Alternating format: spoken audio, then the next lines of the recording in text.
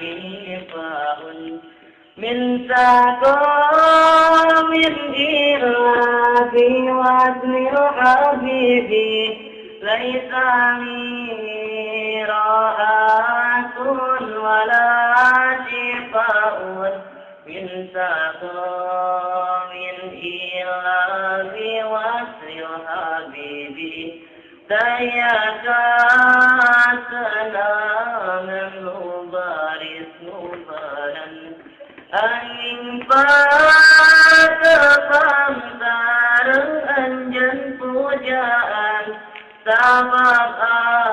anjeng teh karantihiuhan dina galak ning rupa karinduan hai angin nunahililir pangdugikeun salam abdi ka anjeunna talatakeun carioskeun abdi cinta ka anjeunna jeung aya tambang ka tresna dina jiwa ombak anu tinggalebuk di lautan menjrakan karang di sisi lautan jeung gunung nu dilimbudan ku salju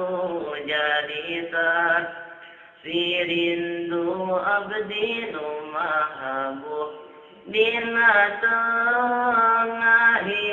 wengi menjeuna sepi bari dikasihan ku bulan sapati dikiceupan kurang yang remnyangna bentang cahyana surem antepati caang musakitu abdi keur ngumbar lamunan jeung sawangan anu indah kaaman waktu duaan mati kelalayaran sagala tingkat tresna kacintaan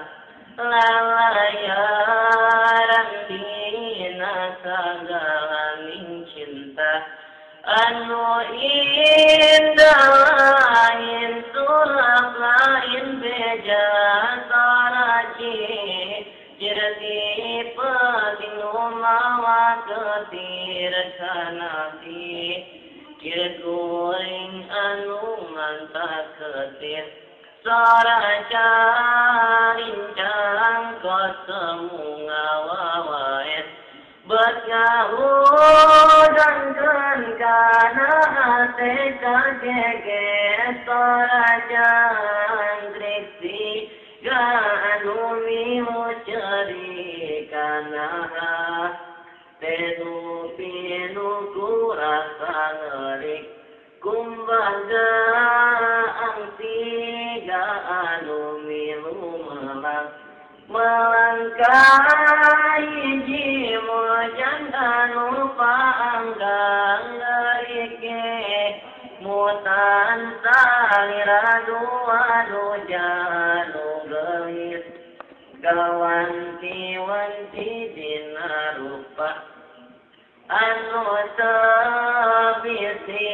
sim abdi panutan nanging salira tetep sobar ngantosan jejaka luka pinuhan paguna ku gelora cintaan nuhuna hingga waktu yang tokagunamkan kita dai wangi toka impikan nanging wayana hei gelis masing sobar sing emut kana bodoh sinareng kodar Doakan ku salira mudah-mudahan cita-cita hati masing silakan memang karaos berarek ngantunkeun kasari rawanu janu geus pisan nanging kumaha datos janten takdir Sinomatu cita benang dipungkir menghibar doa di salira wanuja pamugi kahoyong dua alakana kapetik hati onaga alabuana anu mantakenang zaman kapayuna abdika salira ngiringnya doakeun kamugi salamin sing diukeun abdika salira ngiringnya doakeun pamugi